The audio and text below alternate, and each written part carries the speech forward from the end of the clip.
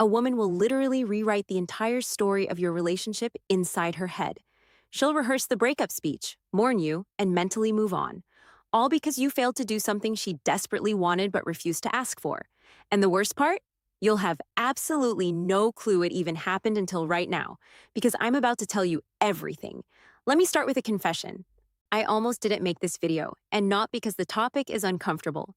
Trust me, I have zero shame, but because what I'm about to share breaks an unwritten code that women have been silently protecting for generations.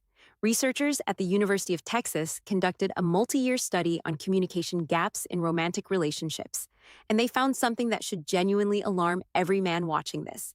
72% of women admitted to wanting specific behaviors from their partner that they had never once verbally requested. Not because they forgot, not because it wasn't important, but because they believed that having to ask would strip the behavior of its meaning entirely. She would rather go without the thing she wants than have to explain it to you. That's not stubbornness, that's not a flaw, that's wiring. And if you don't understand that wiring, you will keep losing women who were completely in love with you, and you'll never understand why they left. Now, I titled this video Dirty for a reason, but probably not the reason you're thinking. Some of these are physically intimate, sure, but most of them are dirty in a different way. They're the thoughts she buries because society told her wanting them makes her too much, too needy, too traditional, too intense. So she shoves them into a mental vault, locks it, swallows the key, and prays that somehow you just figure it out. Well, today is the day you figure it out. And I'll warn you, number 3 on this list is the one that breaks most relationships silently, invisibly, without a single argument. It just erodes things until one day she's gone, and you're holding your phone wondering when everything changed. So pay attention when we get there. Here we go. Number 7, interrupt her overthinking with physical certainty. Every woman has a version of this moment. She's spiraling. Maybe it's about work, maybe it's about something her mother said, maybe it's about a comment her friend made 3 days ago that she's been mentally dissecting with forensic precision. Her brain is running 17 tabs, and none of them are loading properly. What most men do in this situation is try to fix it. They start troubleshooting. Well, have you tried talking to your boss? Maybe just don't respond to her text. And from a logical standpoint, that makes perfect sense. Problem identified, solution offered, case closed. But here's what she actually wants, and what she will chew her own off before requesting. She wants you to walk over without saying a single word. Take her face in both hands and kiss her forehead, or pull her against your chest and just hold there.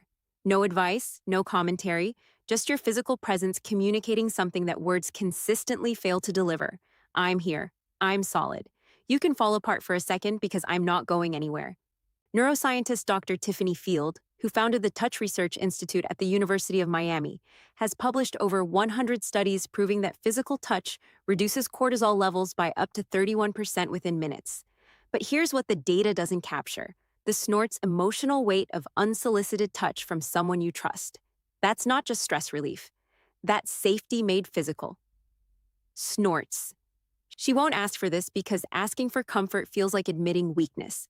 Most women have been conditioned to handle everything themselves. Requesting to be held feels like filing a formal complaint against her own independence. So she spirals alone and quietly resents that you didn't notice. You don't need to read her mind. You need to read her shoulders. If they're tense, if she's gone quiet, if she's scrolling her phone but clearly not absorbing anything, that's your signal. Don't ask what's wrong. Just close the distance and be the interoption her nervous system is begging for. Number 6, say her name during intimate moments, and not just those moments. There's something neurologically electric about hearing your own name spoken by someone you're attracted to. A study from the journal Brain Research found that hearing your own name activates specific regions of the left hemisphere associated with self-representation and identity processing. Your name is the one word in any language that your brain treats as fundamentally yours. Now apply that to intimacy, not just physical intimacy though. Yes, absolutely that. But also the quiet moments when you're cooking together and he says your name before asking you to hand him the salt. When you're walking ahead of him and he calls your name just to make you turn around so he can look at you. When he's telling a story to his friends and says, "So then Sarah turns to me." And the fact that she exists in his narrative by name, not as my girlfriend or she, but as her. Most men default to pet names, babe, baby, hun.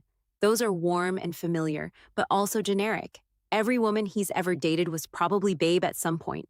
Her name, though, that's exclusively hers, and when you use it in a moment of intensity, a whispered confession, a heated argument where you stop and say her actual name, a moment of closeness where her is the only word you can manage, that creates a response that pet names simply cannot replicate. She'll never ask you to use her name more often because that would make it feel manufactured. The power is that it feels instinctive. Like you're so consumed by her specifically that her name is the word your brain reaches for automatically. Number 5. Handle another man's attention toward her with calm dominance, not reactive jealousy. This one is spicy, and I know it's going to trigger some debate. So let me be precise. She does not want you to start a fight or make a scene. That's not attractive. That's a liability. But she also doesn't want you to be completely unbothered. If another man is clearly flirting with her and you just sit there sipping your drink with zero reaction, she registers that. And what she registers is not, wow, he's so secure. What she registers is, he doesn't care. Enough to respond. The sweet spot is calm, measured possessiveness. You walk over, you place your hand on her lower back. You look the other guy in the eye with completely relaxed confidence that says, I see exactly what you're doing, and I'm not even slightly threatened, but she's with me and we both know it. Maybe you extend a handshake. Maybe you introduce yourself. Maybe you simply redirect the conversation with a casual smile that communicates absolute ownership of the situation. Evolutionary psychologist Dr. David Buss found that women consistently rated proportional mate guarding as attractive. The key word is proportional. Too much, and she feels controlled. Too little, and she feels undervalued. But that middle ground where you acknowledge the situation without being destabilized by it, that is profoundly attractive on both a conscious and subconscious level. The dirty part? She might even enjoy the moment a little. Not because she wants to make you jealous, but because your response tells her everything about your confidence, your investment, and your willingness to claim her without caging her.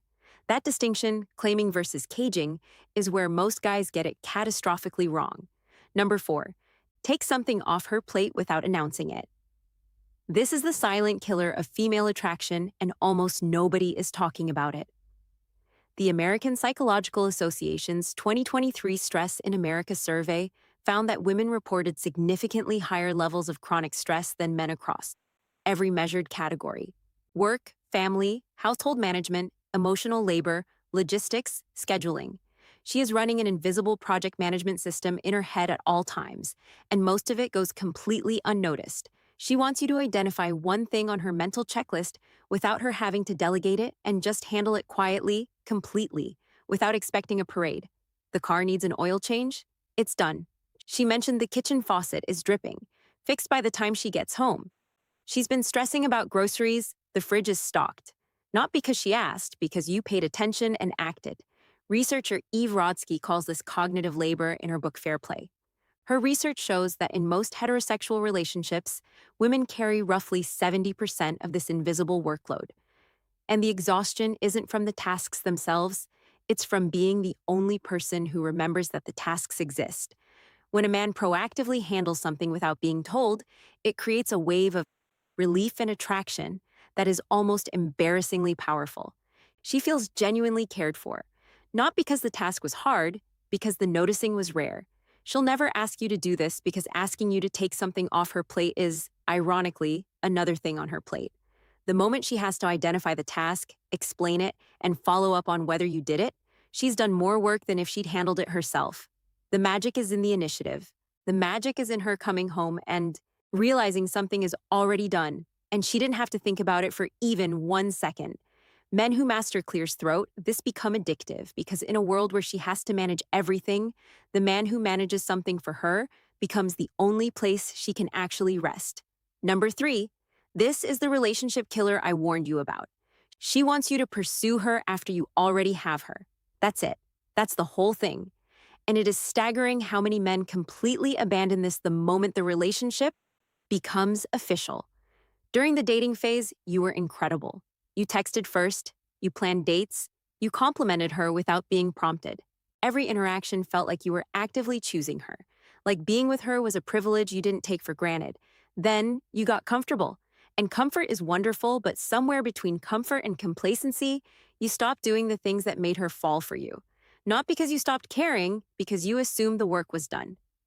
Dr. John Gottman, whose research has predicted divorce with over 90% accuracy, identifies this as the erosion of turning toward. His data shows that couples who eventually separated had a turning toward rate of only 33%, while couples who stayed together maintained a rate above 80%. She doesn't need grand romantic gestures every week. She needs evidence, consistent, undeniable evidence that you would choose her again today, that if you met her for the first time this afternoon, you'd still pursue her, that she hasn't become furniture in your life. She will never vocalize this because saying, I need you to pursue me again, feels desperate. So instead, she goes quiet. She pulls back. She starts investing less because you invested less first. And by the time the conversation happens, if it ever does, the distance has already hardened into something much more difficult to reverse. A random Tuesday text that says, I was just thinking about you and had to tell you, takes 4 seconds to send and can sustain weeks of emotional connection. A planned date night, not because she asked, but because you refused to stop being the man who plans things, communicates more than 1,000 I love yous on autopilot. The men who keep pursuing their partners long after the chase is over are the men whose partners never stop being in love with them. The men who stop, they become roommates, slowly, painlessly, and then all at once. Number 2, be verbally explicit about your desire for her, specifically her. Most men think women want to hear that. They're beautiful, and they do, but your beautiful is the baseline. It's the equivalent of tipping 15% snorts expected, and it doesn't leave an impression. What she actually wants, what makes her replay your words at 2 a.m. in the morning, is snort specificity. Not your beautiful, but the way you tilt your head when you're thinking about something serious makes it physically difficult for me to concentrate. Not I'm attracted to you, but I watched you walk across the room at that party, and I forgot I was mid-conversation with someone. Not you look good, but that thing you did with your hair today, I've been distracted since this morning, and it's becoming a problem. The dirty element here is intensity. She wants to feel like your attraction to her is slightly unmanageable, not in a threatening way, in a way that communicates you have disrupted my ability to function normally and I am not even a little bit sorry about it. That raw, almost confessional quality, where you're not delivering a compliment but admitting to a condition, that's what makes women feel genuinely desired. She'll never ask for this because you can't request obsession. It has to come from authentic overwhelm. And the beautiful thing is, if you actually feel it, all you have to do is stop censoring yourself. The thoughts are already there. You're just not saying them out loud. Start saying them out loud. Number 1, physically move her. I saved this for last because it's the one that makes women lose their composure fastest, and it's the one men are most hesitant to do. She wants you to physically guide her, move her, reposition her with confidence and without asking first. Hand on her waist, steering her to the other side of the sidewalk so she's not walking next to traffic. Fingers lace through hers, pulling her in a different direction because you spotted something you want to show her. Palm against her lower back, guiding her through a doorway. Hand on her thigh under the table. Not groping, not performing, just present.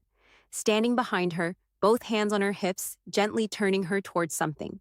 A study published in Evolutionary Behavioral Sciences found that women rated physical assertiveness, defined as confident, not aggressive physical guidance, as one of the top 5 indicators of a desirable partner. This behavior activated associations with protection, decisiveness, and physical confidence simultaneously. The psychology behind this is primal. Physical movement communicates that you're present in your body, comfortable in your strength, and confident enough to occupy space and to include her in that space. The reason this is number 1 is because it operates entirely outside of language. You can't fake this with words. You can't text it. It only exists in real time. In the electricity of physical proximity and the confidence to close that distance without hesitation. She will never say, I wish you would just grab me and move me where you want me. But every time your hand finds her waist and redirects her, every time you pull her closer without explanation, you become the man she compares every fictional character and every passing fantasy to. And none of them win because they're not real. And you're standing right there with your hand on her back, proving that reality is better. So now, you have them. 7 things women have been silently wishing for and stubbornly refusing to verbalize since the beginning of recorded romantic history. The fact that you watched this entire video tells me you're not the kind of man who assumes he already knows everything. You're the kind who actually wants to understand. That quality alone puts you ahead of 90% of the men she's ever encountered. But knowledge without action is just trivia. I didn't make this video so you could store these as interesting facts. I made it so you could use them. Tonight, tomorrow, in the next quiet moment where you choose between playing it safe and doing something that actually makes her feel something. Choose the second option every time. Now, here's something that ties everything together in a way that might genuinely change your next interaction with her. While you've been sitting here learning what she secretly wants, there's an entirely separate reality playing out on her end that you're probably blind to. She's been watching YouTube. She's been evaluating, calculating, and in many cases, she's already made her decision about you. The verdict is in, and she's not sharing it. The video appearing on your screen right now is called 4 Clear Signs She's Already Chosen You but Isn't Telling You. And if you don't watch it next, everything you just learned becomes only half the equation. Knowing what she wants is powerful, but recognizing when she's already decided you're the one, that's the difference between a man who's trying and a man who's already won without realizing it. It's right there. Go watch it now. I'll see you on the other.